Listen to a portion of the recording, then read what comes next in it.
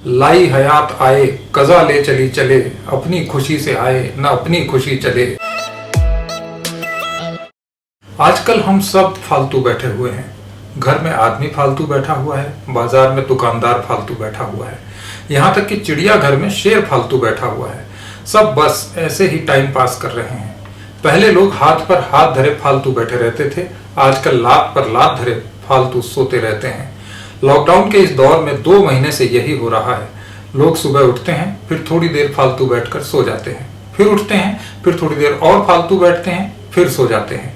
सुबह से शाम तक फालतू बैठे रहने और फालतू सोते रहने के बाद शाम 7 बजे बाद और फालतू हो जाते हैं और फिर फालतू बैठ जाते हैं। ये फालतू बैठे रहने का स्वर्ण काल, गोल्डन पीरियड चल रहा है। वैसे फालतू बैठे रहना एक कला है। इस कला का विकास दफ्तरों में हुआ है। वहां बरसों से लाखों कर्मचारी ऐसे ही फालतू बैठे हुए हैं।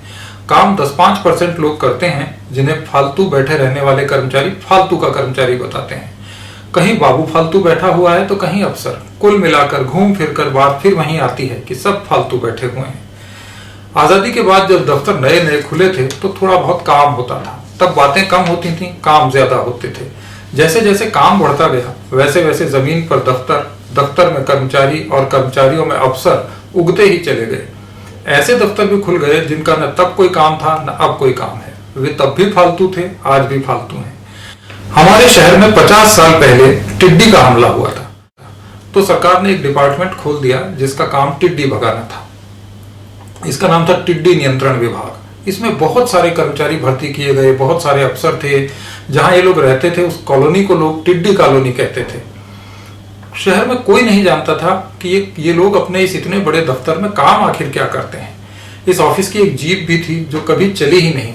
वो खड़ी खड़ी जमीन में धंस गई, उसके टायर जमीन में गड़ गए और लोग उस गली को ही जीप वाली गली कहने लगे। जीप लैंडमार्क बन गई। बहुत साल बाद टिड्डी का फिर हमला हुआ तो लोगों को उम्मीद जगी कि ये टिड्डी का ऑफिस कुछ न कुछ करेगा और टिड्डी को भगाएगा। लेकिन पता चला कि जिन्होंने 30 साल पहले टिड्डी देखी थी वो तो सारे के सारे लोग रिटायर हो गए। जो दफ्तर में थे उन्होंने तो टिड्डी सिर्फ किताब में देखी थी। वो जीप कभी स्टार्ट ही नहीं हुई। टिड्डी आई और चली गई। टिड्डी डिपार्टमेंट तब भी था, आज भी है। तो ऐसे पूरा महकमा फालतू होता चला जाता है। कई दफ्तरों में आप जाइए, वहां काम करने वालों को खुद पता नहीं होता कि उनका काम क्या है। चपरासी पबजी खेलने को अपना काम समझता है, बाबू बिल अटकाने को अपना काम समझता है और ड्राइवर अफसर के बच्चों को स्कूल छोड़ने को अपना काम समझता है। रहा अफसर, वो ये समझता है कि पबजी खेलने वाले चपरासी, बिल अटकाने वाले बाबू और फर्जी लॉगबुक भरने वाले ड्राइवर पर कंट्रोल करने का काम ही उसको सरकार ने दे दिया है। ऐसे फालतू वाले दफ्तरों में लोग न अपनी इच्छा से आते हैं न अपनी इच्छा से जाते हैं। लाई हयात आए कज़ा ले चली चले, अपनी खुशी से आए न अपनी खुशी चले। हयात यानी जिंदगी और कज़ा यानी मौत। ऐसे ही फालतू आते हैं और दिन बिताकर लंच टाइम में अपना टिफिन खोलते हैं, खाना खाते हैं और फालतू चल देते हैं। कई बार दफ्तर में अफसर बैठा नॉवेल पढ़ रहा होता है या टीवी देखकर अपना टाइम पास कर रहा होता है। चपरासी बताता है, सर शर्मा जी आए हैं, जरूरी काम से मिलना चाहते हैं। शर्मा जी बेचारे किसी अटके हुए काम के लिए अफसर से मिलने आए हैं। अफसर कहता है, बाहर बिठा दो, साहब अभी जरूरी काम कर रहे हैं।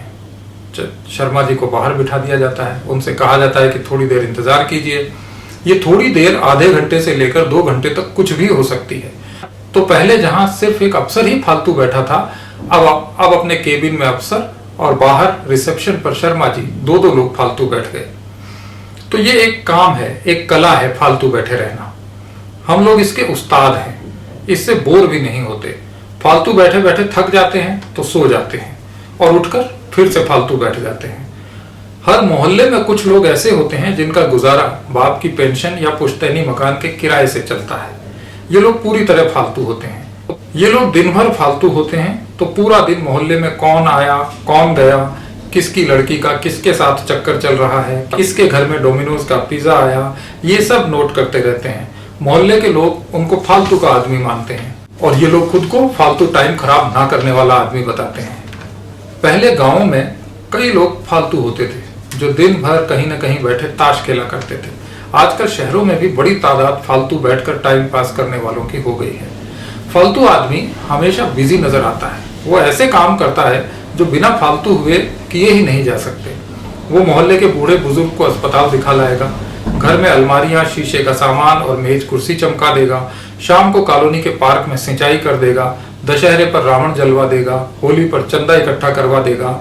लोग समझते रहें कि ये फालतू के काम हैं, पर फालतू आदमी ये सारे काम इतनी जिम्मेदारी से करते हैं कि उनकी पड़ोसनें अपने पतियों को फालतू का आदमी मानने लगती हैं। वो कहती हैं, तुम दिन भर दफ्तर में रहते हो और शाम को थकान का बहाना बनाकर सो जाते हो। बगल वाले को देखो, अपनी बीवी की साड़ी की प्लेट कितनी अच्छी तरह से बनाता है। तो फालतू होना भी एक कला है, हर एक आदमी के बस की बात नहीं है। असल में जो फालतू नहीं बैठे हैं वे ही फालतू हैं। वे जानते हैं कि फालतू बैठकर टाइम पास करना कितना बड़ा काम है। जमाना फालतू बातों और फालतू लोगों का ही है। आप भी समझ लीजिए और अपने काम पर इतराना बंद कर दीजिए।